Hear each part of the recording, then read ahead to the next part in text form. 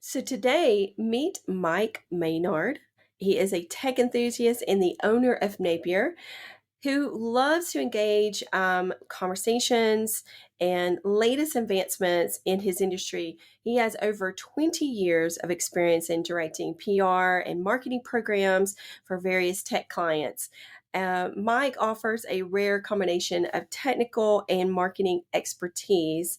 And hello and welcome, Mike, to the Coffee and Hustle podcast. I do want to mention before you start, this is our first real international podcast. And what I mean by that is that we're in definitely different time zones in different countries. So he is going to get a real good taste of the Southern accent along with his European, excellence that we're going to share today. And even though we're in the same type of industry, we're going to share some enlightenment of things that we might do a little bit different and what we do probably the same for our clients. So welcome to our podcast today, Mike.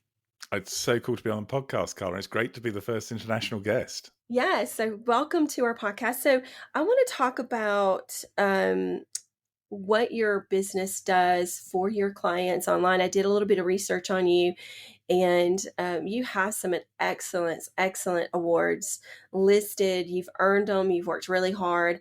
So talk about us about what your company does for your business. What do you do? So basically what we do is we help clients who are selling technical products to other businesses market and sell those products more efficiently. So we talk about moving from the awareness stage to the opportunity stage. So very much in that marketing section. And really what we're trying to do, and I think what the goal of most marketing companies should be, is take those prospects that are in that funnel, in that process of going through the marketing, and move them through more quickly. So it's all about velocity through the funnel is what we talk about.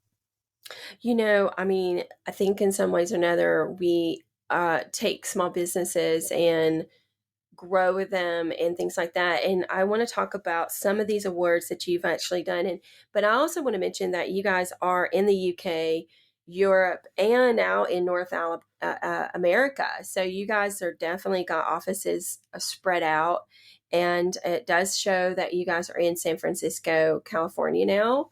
So you guys are just in the big playing field of being everywhere. So I think that's a great piece that you've taken something and started growing with it. Did it start as a small idea? Well, that's a great question. Actually, the business has been going over 40 years, but I bought the business in 2001. So I was in the situation where I was a client of the business. And I actually liked the agency so much, I ended up buying it. The two founders were looking to retire. They approached me, and it was an offer I couldn't turn down. Having said What? that, I had no experience of working in a marketing agency before I took it over. I'd used them, but I'd not worked in it. So there was certainly some speed bumps as well. So you've had definitely some learning curves in getting in this market. How was that for you? So when you say bumps in the road, what part of the industry did it take what was the hardest part to learn in this industry? That's a great question. And I think really the biggest challenge, it sounds fairly trivial, but it really matters, is when I worked in the client side in marketing, people were really concerned about winning the big sales, winning the big deals. And this was with a pretty big, semiconductor company. So it was all about the biggest customers, the biggest deals. When you move into marketing as an agency, you're fundamentally selling time. And even if you're selling on fixed price, basically, typically agencies work internally by working out the cost in terms of how much time they spend. That's a completely different way of looking at things because, if you think about a big semiconductor deal, throwing, one person working it solidly for 2 months is insignificant in terms of the total potential value. But for an agency, it's very different. And that culture was a real challenge for me to understand. I think we look at the value of time, and sometimes clients, come to us with the idea, but I think they don't understand the time that it takes. Especially if you're in a new market or you're expanding your businesses in an area that you're thinking that you might have some opportunity at. Sometimes we don't really understand. They don't understand that time that it takes. And so it is us up to marketing people to help hold their hand a little bit, but also understand their frustration because their expectations might be different than your expectations. And so that's a big thing when it comes to certain clients, is getting them to understand time. And I think that that's important. And so I want to talk about some of these. You guys have won some major awards over the time. Did you feel like that, being that you've taken over the company, did you feel like that was something important to make the company, go after? What was the significance of these awards, and how did that make you feel once you achieve these achievements that you've done now? That's interesting because I probably have to be honest about this because people from Napier might listen. Um, I really care about the awards. They matter a lot to me, but I'm not very good at celebrating the winning. And people will tell you this, that actually I'm not great at celebrating when we win things. And I'm immensely proud of what's been done to win those awards and the campaigns we've run and the clients we've worked with. Um, but it's not really a big party when we win when I'm around. So actually, one of the things we've got now is more people going, no, Mike, we're actually going to organize this. We're going to have a party. We're going to celebrate winning this. This is actually a big deal. And Yeah. I think, whereas almost when you're running the business, you sometimes feel like you don't want to take your foot off the accelerator. You don't want to stop and celebrate because that might be it. You want to keep pushing, keep pushing, keep pushing. And actually, what's been really good about the awards now is that I think we've really celebrated a couple of the awards recently, and it's been a great thing for the team. But the team needs to recognize that they've achieved something really important. I think that is so important to understand that it's okay to have the cake and the ice cream here. You know what I mean? And when you work in an achievement, what's important to you as a company, taking a time out to understand and relate to all the hard work that you put in it. It's okay, Mike, you can celebrate. You can, it's time, it's time to do that. And I think it's more important now than ever before because this industry that we're in now, it's like there's so many people like us, and it's hard to distinguish who's good and who's the best. And so taking a moment to appraise those people, I think, is so important now than ever before. So I do want to talk about something I thought that was really interesting, because I do believe in steps and processes. And one of the things that you have on your website is that you talk about the 4-step process on your website. And can you explain to me what that means to you? Like, what does that, how, not that you have it on your website, but do you take that and apply that to your clients? That's a question I love because I used to be an engineer, as you mentioned, and I love process. I love making sure that things are going to work. And I think, sometimes in marketing, because creativity is so important, Mm-hmm. people are reluctant to take process. They're reluctant to put structure into what they do. And I think that's a terrible mistake because actually the structure means that you get those basics done and allows you to be more creative. So our process is really all about thinking clearly about what we're trying to achieve and how we're going to do it before we actually execute. And then it also includes this really critical stage of evaluation where we're trying to avoid, you run a project, you spend the client's money, and then you look at the end and go, well, did it work? Did it not? But we're trying to get this fourth phase we call enhance, which means we're continually looking at results and continually trying to tweak things if they're not working. And in fact, in marketing, sometimes things don't work. And it can be crazy things. You can have, in our business, content is really important. Ebooks and white papers really matter. And you can have very slight differences in the title, and one will resonate with the audience and one won't. It's really hard to know why one works and one doesn't. So you've got to be really open to saying, actually, this isn't working. We need to change it. And so that's why it's important, because we've got that structure about what we're trying to achieve and how we're doing it. We're really clear about that. And then we're really clear about how we're going to measure whether we actually do what we try and do.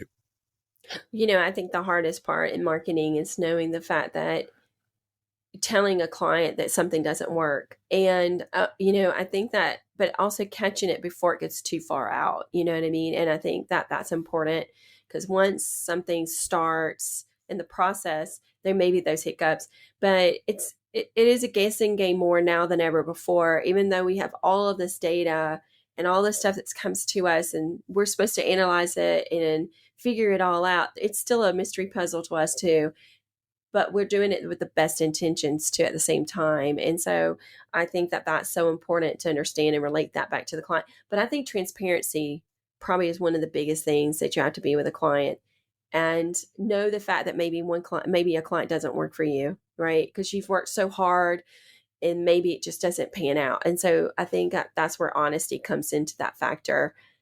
Sometimes it's just good to say, okay, well, this is not working. Um, because I think you misled the client when you're not, you know what I mean? And I think that that's important. I like the fact that you have the words determine, focus, deliver, and enhance. Because I think that that's a really good way to look at businesses, is those phases that you've got on your website. I think that's really important to do that. So today I want to talk about, and I think this is a real passion for me too. I'm a big supporter of small businesses. I love it because I think they're just the backbone of our economy. So let's talk about that. Why is it so important to you to build those businesses with small businesses? Why is that important to you? Well, for a start, we're a small business, so I think that that's important to recognise. We work with clients across the spectrum in terms of size. We work with giant global companies who are tens of billions of dollars a year turnover, hundreds of billions of dollars a year turnover, actually, all the way down to very small startup clients. And I think it's really interesting in some ways. The small companies, they actually can be more fun. I mean, particularly for an agency. And the reason is big companies have a lot of structure, a lot of process, and in particular, a lot of rules and regulations. And that makes sense. If you've got 1,000 marketers, and we've got clients with more than 1,000 marketers working for them, they've got to have rules about what you can and can't do. But those rules can end up being overly restrictive. And so you're trying to be creative within, really quite confined limits. Whereas with small companies, you can actually often go and try stuff that's crazy. And sometimes it doesn't work. And if you get the right client, they're like, we've learned something, that's just fantastic. So you have to pick the right thing. But these small clients, they can try different things. And even more interestingly, they have access to a lot of the tools that big companies have. So, if you look back, back to when I started in marketing last century, sounds so long ago, big companies had huge advantages. One of the ways you had to reach people was through print publications. Advertising was incredibly expensive. There was this massive barrier of entry to small companies. Now, if you look at it, and in our sector, because we're business to business, LinkedIn is really important. Any company can get on LinkedIn. Any company can target Google on Google searches and run Google ads. And so now you've got this incredible, almost imbalance where small companies have the ability to be more creative, more free, less restricted. And they have access to pretty much all the same tools and capabilities as large companies. So I think that's really exciting. And I really, feel optimistic about the future for small companies. I mean, if you think about it, I actually ran a statistic that said, now this is just the economy in the America. I'm not sure how this relates to you, but I think in our sense that 50% of the employed in population is working for small businesses. And so it's no surprise that when we think about the mom and pop businesses, how much it's important to support them in our economy, right? Because when we think about who's employed with that, because there's a lot of people who make that choice to go work for small businesses instead of big corporations. And like you said earlier, when you get into these bigger companies or bigger companies, there's a lot of rules. And then not on top of that, what you may provide, there's always someone that's always got something else that wants to intertwine into that too. So it's harder sometimes to work for some of the bigger corporations, because then you've got all these different people that you've got to not deal with, but there's like a list of people that you always got to go through to go, okay, is this approved? Is this approved? Is this approved? Are you okay with that? Are you okay? You know what I mean? Whereas in a small business, it's just a really direct line of communication. And I think that that's important. So I think when we talk about small businesses, we have to look at those percentages. Is that true for your end? Is those small businesses in the UK also in that high percentage as well? Yeah, I think it's a very similar percentage over here. And I think it's interesting. If you look at big companies, they often have specialists that have incredible depth of knowledge, because they can afford to employ these specialists, and they can have a large number of people covering different things. But the downside is people can get forced into silos, and particularly even in marketing, in large companies.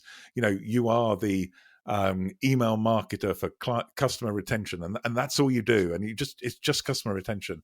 And I mean, just this morning I was talking to a marketing manager in a small to medium sized business in the UK, and she was amazing. She knew everything, and she understood her business. She knew everything they were doing. She had this overall view, and I think in small businesses you can do that. It's very hard to do that in a large business, and so it becomes very difficult to create these sort of holistic campaigns. And so you have lots of little campaigns going off, and you might have a huge number in a large business, but it's not quite the same. So I think it's fun. If you want that depth of knowledge, you're probably going to go to a large organization, and you're probably going to be incredibly focused and unbelievably expert in your field. But if you like breadth, and I personally like this breadth and integrating different things together, then I think small businesses actually have a bit of advantage over large businesses. And that's really exciting when we work with them. I mean, I think that the word that you just said was holistic, and a lot of people don't use that terminology in today's market. And I think that we tend to see more people forced to spend money in areas that I don't think that they should be at. You know what I mean? Or they don't need to be in every one of these platforms that we're trying to push out.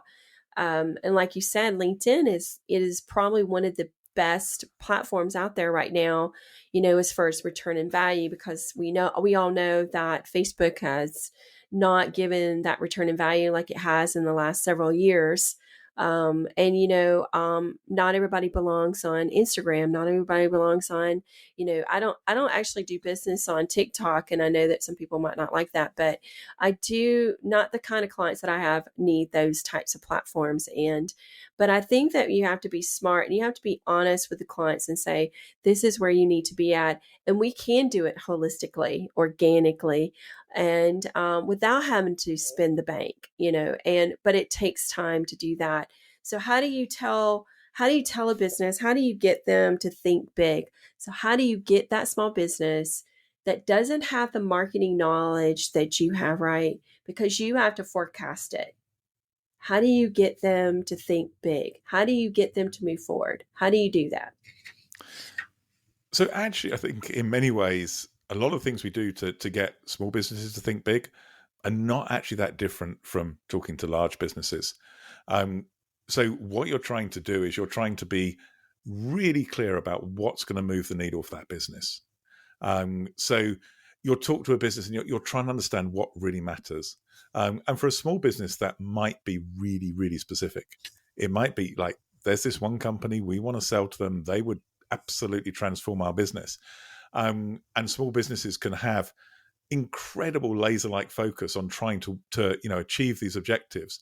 And that's fantastic. And I think it's about really being ruthless about what you want and being prepared to let go of all the stuff you feel you should be doing and it feels comfortable and it's got lots of clicks or all these kind of vanity metrics, and go down to, well, what do you really care about? To be fair, we see that in some large businesses as well. One of our best campaigns in LinkedIn that we ran, in terms of results and certainly in terms of return on investment, we were targeting one company for this, again, very large, hundreds of millions of dollars client, so a big company, and they just wanted to get a meeting with this one company, and we had to do all sorts of things to get to this LinkedIn minimum number before the campaign would run. We ran the campaign and we got exactly what we wanted out of it. It was fantastic. We got a meeting with actually our client's CEO with the company. That's brilliant, but actually small businesses can do that, and the impact on a small business of a win like that is even greater than the impact on a large business. So I think it's about focus and really being clear about what you want and really committing to it. And sometimes it doesn't work. And I think that's one of the secrets that marketers should be more honest about. Particularly if you're being focused, sometimes it doesn't work. But if you're being focused, there's a much better chance of it working than if you're just spreading, all your activities around different channels, different content, different messages. Focus definitely works, and small businesses can do that really well. I mean, when we starting a business, a lot of times we don't really account for all the things that we do and all the things that add up. And sometimes, when we're talking to a small business, someone will call them and say, "Hey, I've got this great deal for you," or "I've got this great package." And then they'll go sign that check and say, "Okay, you promised that you would give me so many impressions, not necessarily leads, but I'm going to get visually seen." And they'll go out and spend this money. And a lot of times, like, the client will come back and say, "Hey, Carla, I wrote this check for X amount of dollars over here, and I'm going to be running it for 6 months at this amount." And I'm over here going, you could have taken that money and put it in these other areas that would have been more beneficial. And sometimes you have to kind of let them fail a little bit in their marketing, not not with the decisions, but maybe just to prove to them, saying, and they'll come back and they'll go, well, maybe I screwed up, and what can I do with this money now? And then you can prove it to them. And I think that that's really important. But what I was getting to was, when you're a small business and you're starting out, if you don't really understand the struggles, and we think of, like, check, website's done, check, Facebook is up, but I think sometimes they get stuck, and they're stuck in the area of, like, what's next for us, what's next. And so I think it's up to us to nurture that and help them and guide them, but also be realistic to them as well. So I want to talk about, as a small business, what do you give them, or how do you recommend them? Do you sit down with them every 6 months? Do you sit down with them once a year? How often are you doing that client relationship with them? So we do it much more often than that. So what we're trying to do is always trying to understand what we're trying to achieve and whether we're doing it. It's really that simple. So quite often with our clients, a lot of them will be on a monthly review. And that kind of doesn't matter in a way as to how much they're spending. Because, a large budget to a multi-billion-dollar company might actually not be very significant. And what might be a fraction of that money for a small company might really matter to them. So I think it's about really being able to set that cadence of when you review your achievements or when you review your progress based upon when you can get good data. And that to me is super important. I mean, I'm an engineer. I could talk forever about the way marketers use data and misuse data. But if you're looking at a campaign, looking at LinkedIn, you're doing lead generation campaign, and you've generated 2 leads, you really don't have data you can process. There's so much randomness going on that you just don't know really, how well that campaign's working. And with some of our small campaigns, it might take quite a long time to gather that data because we're just not generating huge volumes. And it could be they only care about a relatively small number of people who really are going to move the needle for that business. So they'd rather spend 3 to 6 months trying to get leads from the 20 people who are going to transform their business than, spend all that money in a week and get 100 leads from people who really are going to make no difference and probably just going to waste their sales team's time. So I think it's about understanding, what matters to the client, what makes them feel good, Yeah. and also being clear about when we get data we can act on because we know it's reliable. And I think that's so important. And I think it all depends on the client and how we're relating to them and how we are transforming their business from where it was, where it started, and where it's, in that measurement. I do agree with you. I think we're so inundated with so much data now, we can manipulate it to make it look good. And you have to know that sometimes, like, high impression numbers may not mean a whole lot to marketing people. We know that, we should be honest to say, did it convert? Did it convert into, the click-through rates? Were they high enough based on those impressions? Not just throwing big numbers at clients to make them look like they're doing something. So I agree with you. I think that we have to be honest with the data, simplify it so that they do understand it, because they can be overwhelmed by it. A lot of clients don't understand all of those numbers. It's really up to us to interpret that to them in the terms that they can understand that. And I think that's important. And it sounds like to me that you guys do a lot of lead generation in LinkedIn.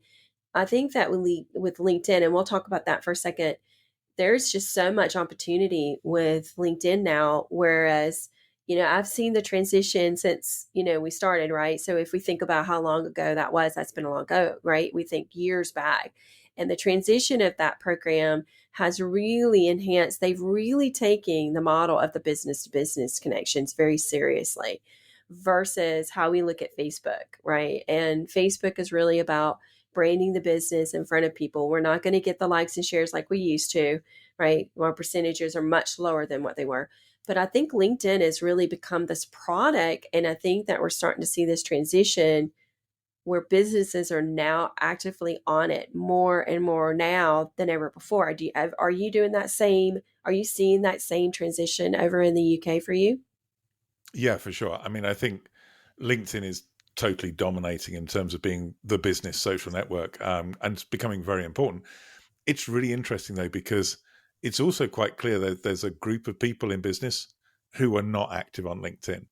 And so, this is fascinating. I mean, in the real heyday of Facebook pretty much reached the whole of America or the whole of the UK, crudely speaking, the adult population, everybody was interacting with it at some point. That's not quite the case with LinkedIn. There are a lot of people on LinkedIn who see it as just an online CV repository. They don't really interact. But equally, there's a huge number that do. So for us, it's by far the best social platform in terms of engagement, in terms of our ability to target, all of those metrics, and also in terms of actually volume of quality activity. So we're definitely seeing that. I mean, the other social networks, they can be kind of different. So, if you look at Facebook, I mean, one of our clients had this great phrase. And he said, you've got to understand that people go on to Facebook to waste time. So if you're a business advertising on Facebook, your goal is to help them waste time, because that's what they want to do. And you should enable what they want to do. And he ran some great campaigns around some really crazy promotions. So I still don't know if it's true, but they were a PC retailer. So they sold PC systems. And there was a story they accidentally over-ordered these SpongeBob clocks. And so they ran all sorts of promotions with SpongeBob SquarePants clocks. And the excuse was, it was an accident. We ordered 10 times too many, extra zero or something. I think actually they just really liked them and ordered a lot. But it worked really well for them because it was silly. It was, kind of a bit irreverent. It would certainly let people waste time. And it actually helped build their brand because people knew them as this SpongeBob clock company, and they bought their PCs because they got the clock. So I think the other platforms work, but you've really got to tailor those campaigns. And some brands, have got to be a little bit careful about going crazy in business to business. So we have some brands we work with there. They're selling products that are, super high reliability. I mean, we've worked with companies that literally attach wings to aircraft. You don't want to be too crazy and too relaxed and too funky when that's what you're doing, because actually, if something's attaching a wing to an aircraft that I'm on, I want that to be really, really boring, because I just don't want anything to go wrong. I mean, if you think about it, I mean, just going back to that, I think you said Facebook's like wasting time. And I think that Instagram is more of the storytelling aspect. Mm-hmm. And so I agree with the fact that we're kind of playing this game with these platforms now. Before we, because I can remember when we first started, social media was like one of those things. Like, how do you even get people to convince to even be on them? I think I remember having to convince businesses going, "Hey, you need to be on social media," because they really didn't understand the tangibility. And plus, two, the return investment was not really like, how do you get that return of investment without having to spend ads and things like that? I call it Facebook's kind of like the marinating aspect, right? You're kind of marinating it, putting it out there, hoping to attach it to an audience or your targeted people. And sometimes it sticks. Some clients, they stick. And some clients, it's like, well, maybe it's just really more the branding aspect to keep it in front of people. So I agree with the platform aspect. And when businesses, small businesses come to you, it's our job to really kind of hold their hand and go, okay, you really need to be in these three sectors, not all over the game. And so that's how I tell clients is like, a lot of times it's like, just know the fact that where you need to be at right now. And then maybe as you grow, you add these other pieces in, these other platforms into that. That way it doesn't seem overwhelming. But I think LinkedIn is probably right now one of the biggest markets that you should be in, right? Hands down. And there is a lot of businesses, a lot of companies that are still not even on LinkedIn. So the power of LinkedIn is going to continue to grow.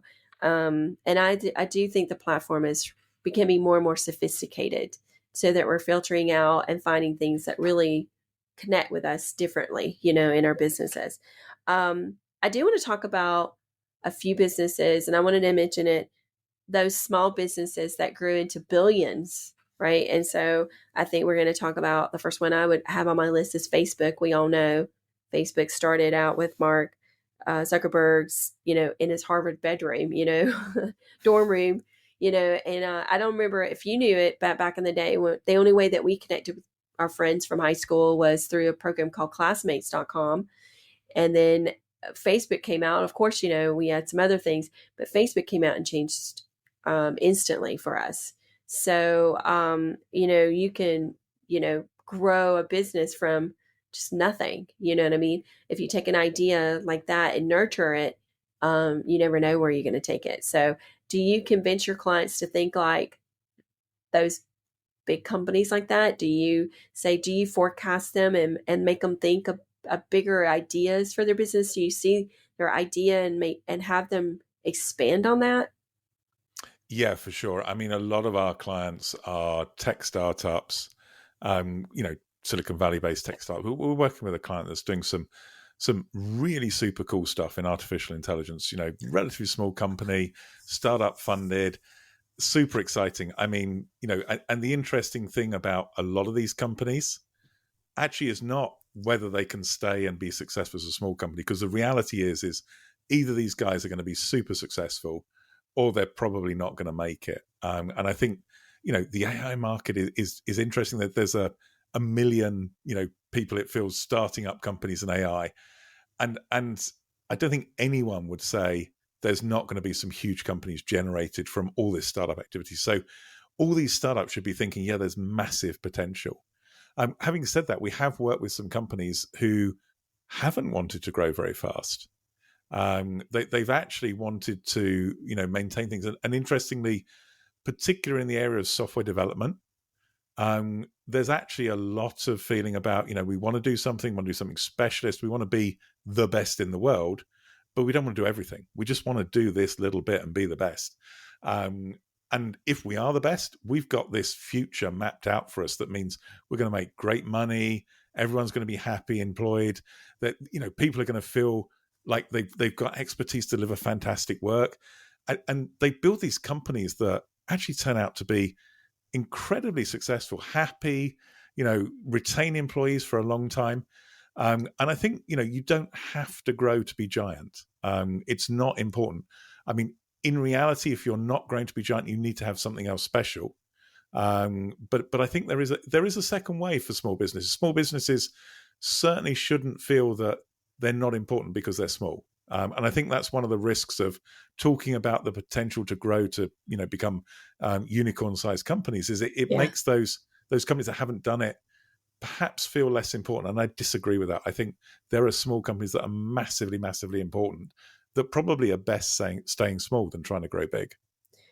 I agree with you. I think, and I do have some, people that I know over the years that they're okay being in this design of their company. I think it all depends on how a company looks at their success, and I think it's okay to think about what's important to your business. You don't always have to be massive to be important.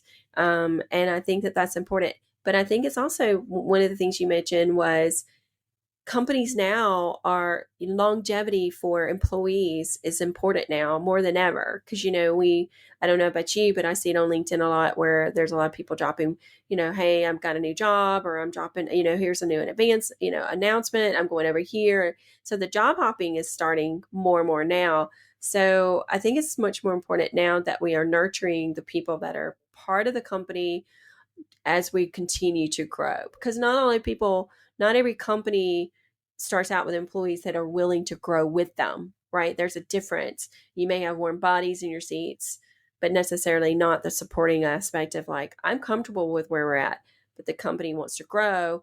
But then, so I guess it all depends on the people that's in it. But I do agree with you. You don't have to be massive to be important in this industry. Something that I watched the other day, and I saw it was Kevin O'Leary.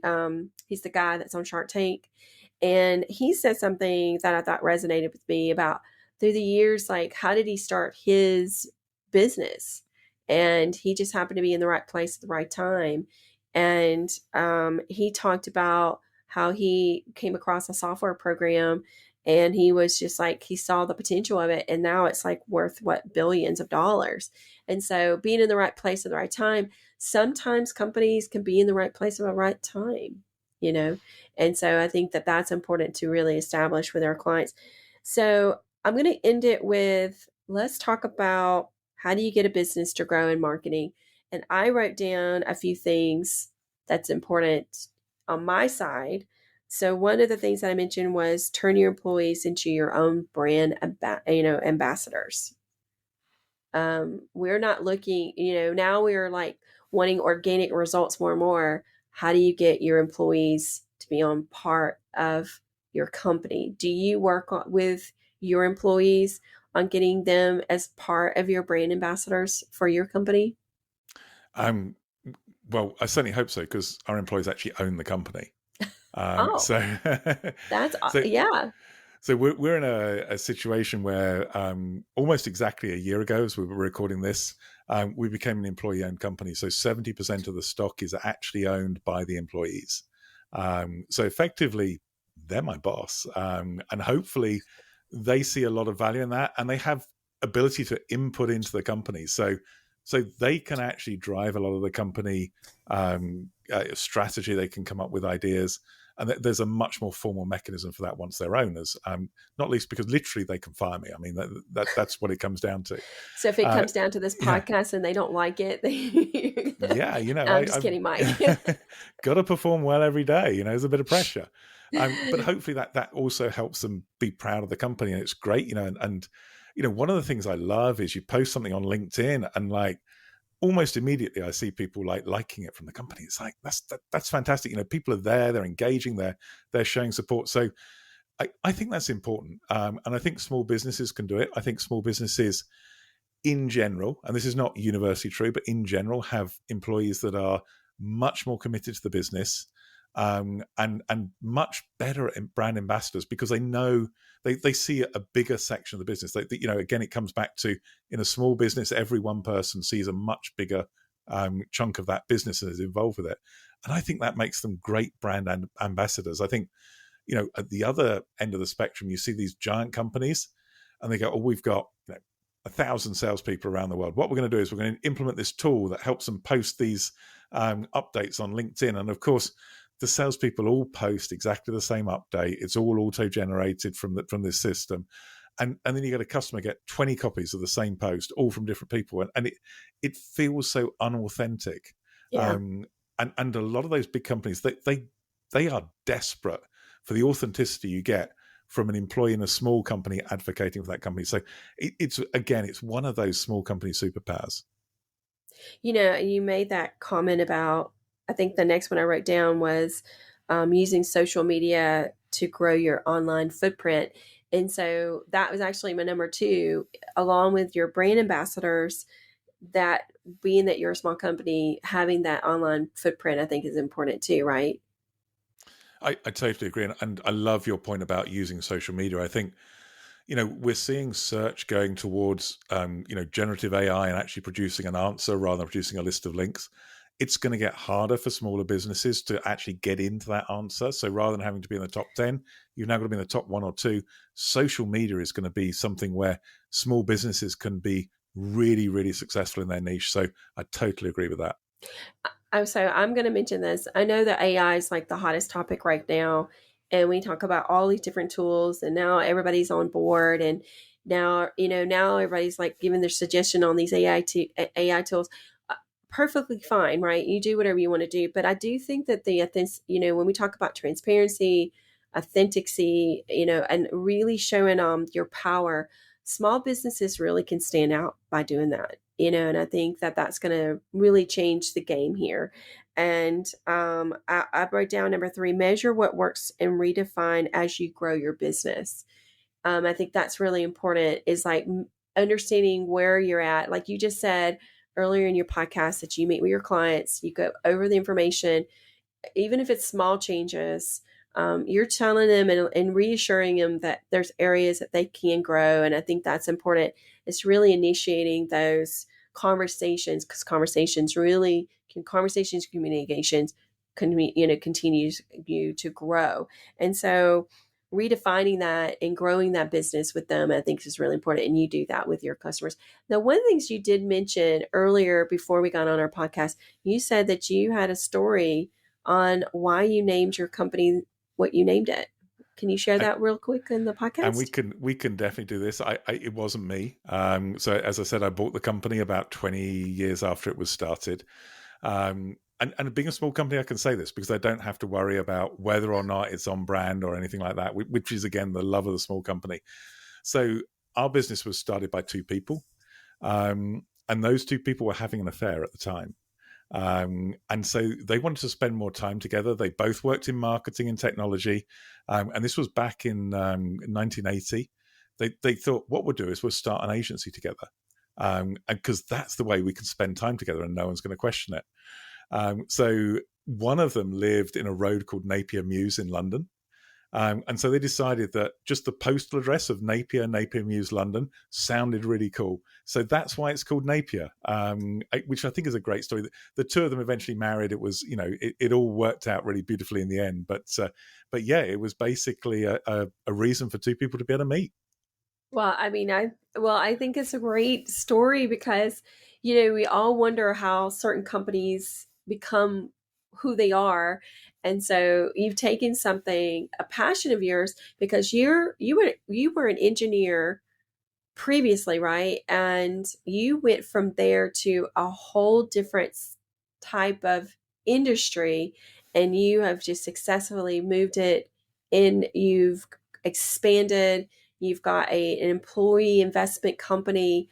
You have done some things that other people would be envy of. I mean, I'm actually pretty jealous right now. So, your awards, you definitely speak volumes in the kind of commitment you do for your clients. And I don't think it matters where we're from, right? It matters what we are providing. And I think 100% of that is really transparency, communication, and you do all of those factors along with that. So your passion for love for what you do you continue just like sit in awe and go, wow, I'm still doing this in this marketing crazy world that we're in now? I'm really pleased to be able to do it. I think it's great. I mean, I think the difference we have now, and we're still small, but we're bigger than we were. I get to work with more great people, and I think one of the ways small businesses succeed is by being prepared to hire people that are a little bit scary because maybe they're a little bit good and they might show up where we have weaknesses. Yeah. And so I think that's always a good thing. And that's not necessarily bringing in people with loads and loads of experience. I mean, bringing in really talented young people. And this is a whole nother podcast, but we have a whole program around bringing young people in and developing them. And we get the best hires by hiring young people. So typically college grads, sometimes straight out of high school, and we get amazing people, and we keep investing more. And every time we invest more in these people, we get better results. So, you know, it's just great. I mean, I just love working with the people at Napier. It's a really great team, and to be able to work with all of those, given everything that's going on, it's just amazing. I had to say that's such a great idea of knowing the fact that you're investing, years of your knowledge back into those people that are coming out of college, getting out of high school. And I hate to say this, but you don't even really have to have such a marketing degree to go in it, because once you get in to this department, into this industry, there's so many different pieces of it that you may have missed out on knowing the fact that you might have a passion for. And that's where it's as leaders, as like we are, it's really to push people in that direction. And I think you're doing a great job doing that. So I want to say thank you for sharing your knowledge today, being a part of this podcast today. And I want to just thank you for coming on board. And is there anything else that you would like to share with us in our audience? No, I mean, I guess the only thing is if anybody has any questions, I'm more than happy to answer them. They can probably work out that, if our website is napierb2b.com, my email address is mike@napierb2b.com. Feel free to do that or hit me up on LinkedIn. I love to hear from other people who are interested in marketing and hear other views. Well, I wanted to appreciate you coming on to our Coffee and Hustle podcast. And I really hope that we can do this again and talk about other things, especially AI and all the changes that are happening in our industry.